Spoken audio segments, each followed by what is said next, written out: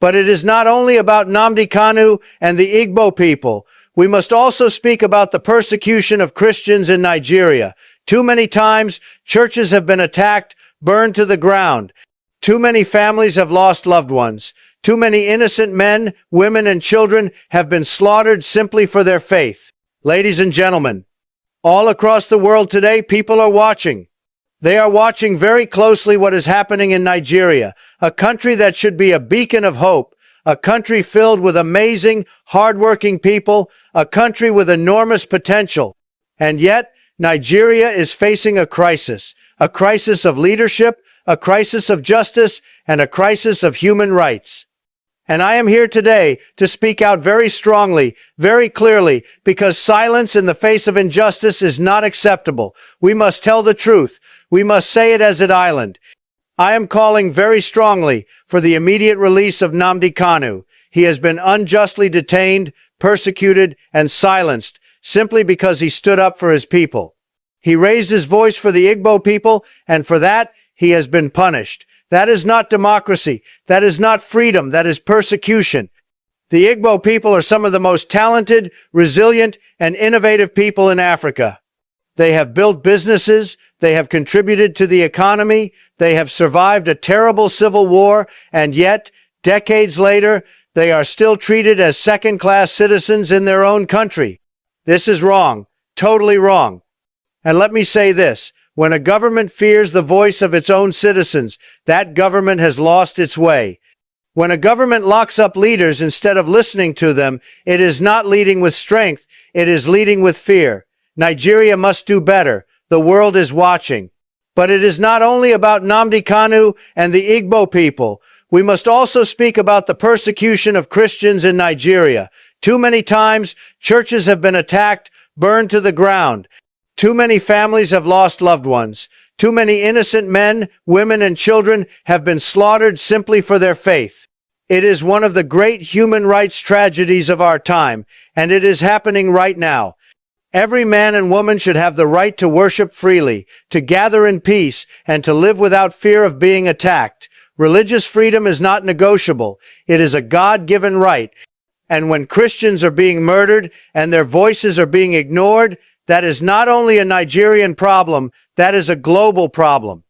To the leaders of Nigeria, I say this, the world is watching you. History is watching you. Release Nnamdi Kanu. Stop the persecution of the Igbo people. Protect Christians across your land. Show the world that you are ready for peace, for justice, for fairness, because a nation that persecutes its own people cannot stand strong. To the international community, I say, do not remain silent. Do not turn your back. Silence only empowers the oppressor. We must speak for those who cannot speak. We must stand for those who are silenced. The people of Nigeria deserve the same freedoms, the same justice, and the same dignity as every other people on earth. I say to the Nigerian youth, you are the future. You are strong, you are smart, and you are the hope of your nation. Do not lose hope. Do not be afraid to stand for justice, because the world is beginning to hear your voices. And I say to the Igbo people, your struggle is seen, your pain is recognized, your contributions to Nigeria, to Africa, and to the world will never be erased. You are not forgotten, and you will never be forgotten. Let this be a turning point. Let this be the time when justice prevails. Let this be the moment when the government listens to the cries of its people. The immediate release of Nnamdi Kanu is the first step toward healing, toward peace, toward unity. Nigeria is too great a country to be torn apart by division, injustice, and persecution. It is time to choose freedom over fear, justice over oppression, and unity over division. So once again, I am calling, as strongly as possible, release Nnamdi Kanu now. Protect the Igbo people. Protect the Christians. Restore freedom. Restore justice. Restore hope. God bless the people of Nigeria. God bless the oppressed. And God bless the freedom-loving people all over the world. Thank you very much. Mr. Speaker, I rise today to bring attention to the tragedy Christians in Nigeria are experiencing. The deadly terrorist organization Boko Haram is trying to eliminate the Christian faith from Nigeria. This is the same terrorist group that kidnapped dozens of young schoolgirls, and burned innocent civilians alive in cages.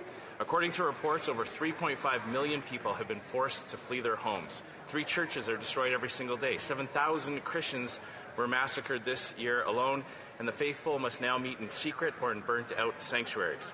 Sadly, the world is turning a blind eye to the plight of Christians in Nigeria. There are no embedded journalists covering the violence. There are not daily updates. Politicians around the world are not asked questions about how they will respond.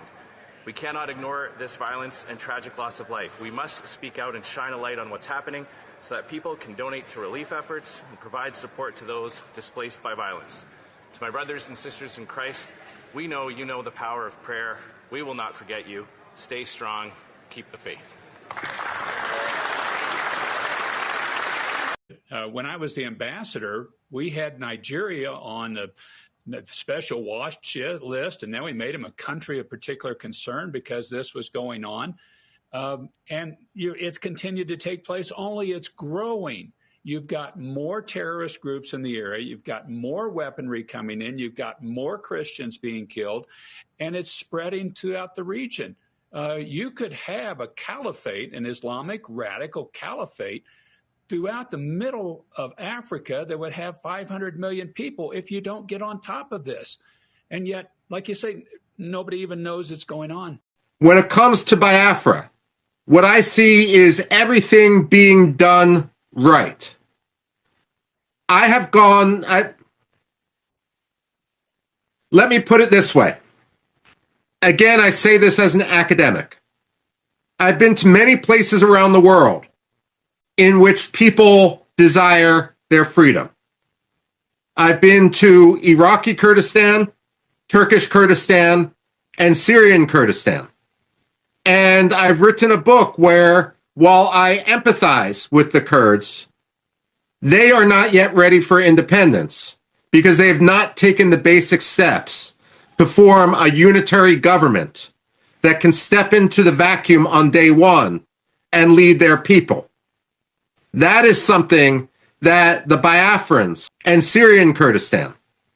And I've written a book where, while I empathize with the Kurds, they are not yet ready for independence because they have not taken the basic steps to form a unitary government that can step into the vacuum on day one and lead their people. That is something that the Biafrans have a mistake the Biafrans have not made. What I see today with the organization of the Biafrans has been absolutely and completely admirable. You are not simply symbolically declaring independence. You are setting in motion a government which can take over all functions of the government.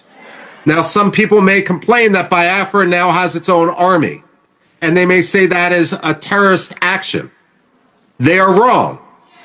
It is the job of any government to monopolize the use of force within its territory.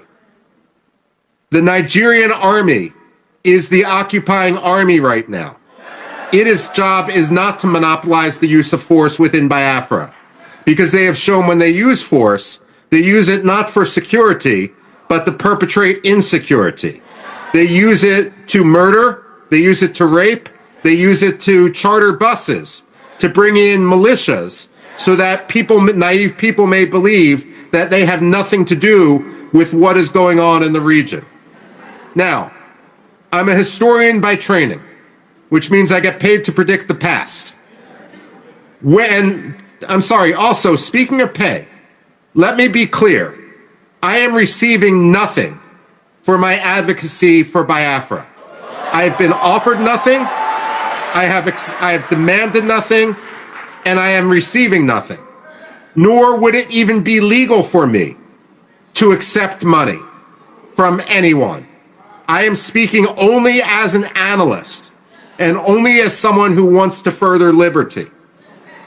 Now, I ask as a historian, where has it worked to force the victims of genocide together with their perpetrators? Where in history has that ever worked?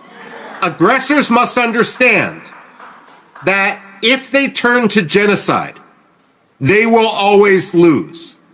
The fact of the matter is, Nigeria lost Biafra in 1967. They may have won the war temporarily, but they permanently lost Biafra. The decisions they made 57 years ago forfeited any rights they have to control, to occupy, to speak on behalf of the people of Biafra. Let me conclude by saying, as an analyst again, I don't think the United States will be the first country to recognize Biafra. But I pray that it won't be the third country either. Biafra to move from Finland and to lobby vociferously, night and day, in order to ensure that the African Union recognizes that Biafra is already more organized, already more capable of statehood, already will have a higher standard of living, already will be at peace with itself and its neighbors more than many other African countries. And therefore, it will be a boon to Africa, a boon to the African Union, a boon to the spread of democracy in the region, an anchor for stability in the region, in an area that is increasingly unstable, especially as people come from the north in order to destabilize. So let me conclude by saying, with my very short remarks, that I wish I could be with you there today. Family prevented me from coming, but I admire what you're doing, I follow what you're doing, and I pray for what you're doing. Long live Biafra. There may be no 2027 election in Nigeria. There may be no 2027 election in Nigeria.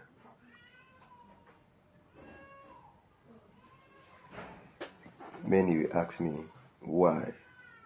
How could that be possible? There is a possibility that there may be no 2027 election. Mazi Nnamdi Kanu is not an ordinary person.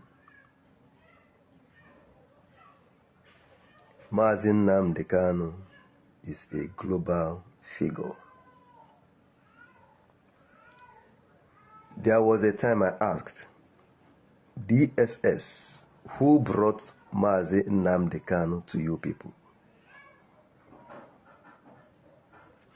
Who are the people behind the extraordinary rendition of Mazi Nnamdi Kanu to Nigeria? Which airplane brought him back to Nigeria? Is it a normal plane? Which jet brought him back? Now, and watch very well. I am seeing ammunition being distributing to many parts of the country by terrorists. War is coming between the masses and terrorists, and I see ammunition being distributing. When I say being distributing to so many parts of the country, I don't mention a particular place, but I'm seeing it coming. But this is the pattern they are using to distribute the ammunition. Now, the pattern is ambulance. And I saw multiple gaskets, different gaskets with posters of people on that poster, and looks like it is corpse, but it was ammunition they carried, distributing to so many parts of the country, And when they settle down, they will start oppression and destroying so many lives of people. So God is telling me to keep you alert. Please don't joke with this message. Make sure that this message will reach everybody. I've not said this before. I am seeing ammunition being distributing to many parts of the country. I'm not saying a particular place, but many parts of the country. And it has been distributing with ambulance and gaskets. They will pack it inside the gasket and cover it as if it is human being, not knowing that it is ammunition, guns, bad weapons. So the Lord is giving this information that put on search of every ambulance. They would put it in a way that something happened with posters coming down to east, going down to west, and other parts of the country. Here in Nigeria, this is what God is telling me. So may God use the false agency to expose this evil plan, and they need to be watchful. May God expose it in the name of Jesus. It's not a good one. Nigeria, this prophecy is for you. In the realm of the spirit, I am seeing the north, the southwest, the southeast struggling over Nigerian coat of arms, and I see Nigerian coat of arms being smashed into pieces. In the realm of the spirit, I see the former President Olusegun Obasanjo trying to negotiate peace between the three components that made up Nigeria. But this peace is not achievable in the spiritual realm.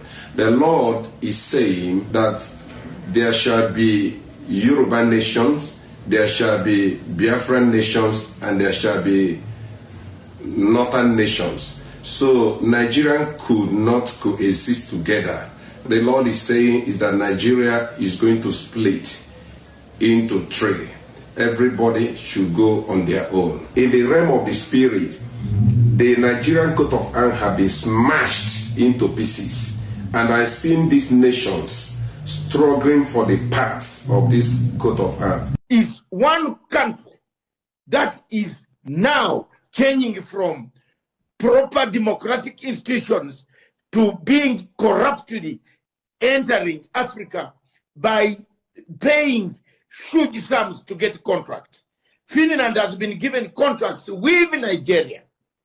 Nigeria has given them to build dams, gas pipelines, and so many dispensaries.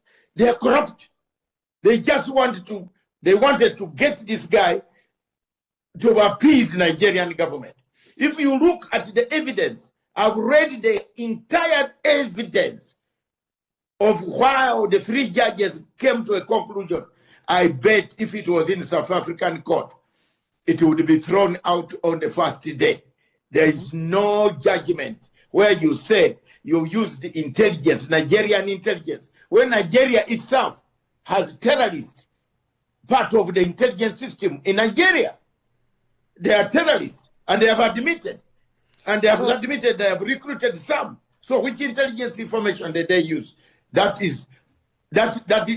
telling you, that sentence is going to be quashed by the European Court of Human Rights in Strasbourg. It will be quashed. That guy will walk out free. So what now then for Simon Ekpa, this Finnish citizen of Nigerian descent? Must he go the human rights route, as you say? I want to tell you, originally, these people wanted to kidnap this man quietly at night. Thanks God, people started going to European court somewhere, and volunteers stopped it and told Finland that you are in trouble. We know what you are doing. They wanted to take him to without even going through the court. This man is a Finnish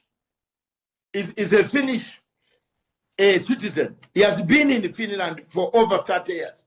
Why do you now, where do you take him? What has he done? He's simply saying Nigeria needs to be rearranged. All of us in Africa know that Nigeria has collapsed. All of us in Africa know there is no administration in Nigeria. All of us know that Nigeria is a country without a country and a state without a state. Governance has collapsed. And these people are simply saying, can we rearrange Nigeria and go away? It's like what I have told you about the Congo. Biafrans are over 80 million people out of 250. But there are people killing people there. There are terrorists coming down their time and they take over your house, take over your farm, feed on your food, kill your people. They are there. It is happening. And African Union has not said any word. United Nations Security Council has not said any word. United Nations habitually sentenced Nigeria to a country which has abducted people, killed people, and if you have such reports, how can you sentence a man for 6 years when you know that the state you are dealing with is a rogue state? Let's go to Burkina Faso now. The government there has passed a law banning homosexuality. What kind of sentences will those who are found guilty face? You know, that is something in Africa, which is, you know, you and I, some of us live in Britain. I've lived in Britain for 40 years. And we know these things take place in UK. They are there, everybody. Nobody. Do your business, I do my business. But this is in Africa, some countries, like my country, Uganda, the laws are very clear. I did not expect anything else. Even in Nigeria itself, even where in Ghana, everything, the same law. Africans will, on this one, Africa has just accepted, and all of them have talked in one voice. Asanda, there is nothing. Even the punishment could be worse in Burkina Faso, because Burkina Faso is a military regime, and if you are found doing those type of things, go and do them somewhere else, but not in Burkina Faso. Just as Uganda, the laws are very strict. Worse, maybe in Africa there is only South Africa, which is your country, which allows some of those ideas. But most of the countries in Africa, I think it is a new concept that it has not been taken very seriously by those countries. Before we run out of time, let's touch on Ghana. The president there, John Mahama, has removed the chief justice in the country, Justice Gertrude Araba Tokono, from office. We had discussed earlier how she was facing allegations of misbehavior. Who will replace her? Is there a replacement at this stage that they're looking at? I think they will go through the tribunal that the parliament put the name to. The parliament to Justice Commission, which is set up by, again, the president. Some of these places in Africa, they do things very well, but then they turn up to do things badly. I don't know where the bad relationship, the bad blood between the Chief Justice and the president came about. But in Ghana, the constitution allows the president to choose a Chief Justice of his or her own choice. So it is like in Uganda. The Chief Justice is chosen by the president. The Chief of Supreme Court is chosen by the president. All judges are chosen by the president. And then names are taken to once they are chosen, the names are taken to parliament for vetting. That is it. The only country which I've seen in Africa where judges are chosen by the public is Kenya. Kenya does choose their judges. They put you on a panel. They put you on an interview publicly. People write and say, no, that woman is a thief. She stole my chicken. She should not become a judge. So it will be the same. Mahama needs a judge who can be doing his manifesto. It's not just as like American system. They have an American system in Ghana. If the conservative, the Democrats are in power, they change almost everything. And then Republicans also come and change everything. So I think there is nothing wrong with that, but I don't know what brought the two not to work together. Every time the North will say Nigeria is indefeasible. Okay, make Nigeria stable and peaceful. They refuse. If it is Christians that are doing this and they are doing the North, will he still say what he said? They would have been shouting Araba, Araba, Araba like they did the first time. The North should not think that we are fools. So every time they speak as if they want one Nigeria or they love Nigeria. If you love Nigeria, is it not Northerners that went outside there to bring terrorists into Nigeria? No, tell me, was it mention one Christian? Even if Nnamdi did not do that. Yeah, they are talking they want one Nigeria. You can see deceit. The Sultan knows exactly the cause of this insecurity. He knows where it's coming from. He knows the people that profess a particular religion that are behind it. Yet they will not even interrogate it or call a meeting for it. Every time, Nigeria is a lie. It's a lie. Whether they like it, if we didn't do it, maybe our children will think better. That's the truth. This thing must not continue. The way these people act and behave is so annoying and so provocative. The other one, an Islamic clergy, at a sheikh, at that height, came out in the open and told the whole world that God told him to kill Tinubu's wife because she's an infidel. The first lady of the Federal Republic of Nigeria. Somebody from your religion said it because of religious sentiment, and you are telling me Nigeria is Nigeria. You are talking to yourself, the Sultan. I won't agree with you because you people have used this religion to intimidate everybody since time immemorial. Everything you people do is all about religion. If it doesn't favor you, no. I remember when they want to hold Miss Nigeria in Abuja. This same day, because of religion, they took it to Calabar. Is that Christians? Did they behave like that? They don't even bother with you whenever they want to do something. They don't do it without caring. Is that not enough for people to say, look, we are leaving you people. Since you like violence, stay with your violence. We are going. Every time Nigeria is a lie. One day they will realize that you are not fools over here. I'm not joking. Because look at it yourself. Right. How can you claim you love Nigeria? We are absolutely out of time. We are absolutely out of time. Into Nigeria, you are not talking about it. Well, thank you very much, Barrister Darlington Agumbo.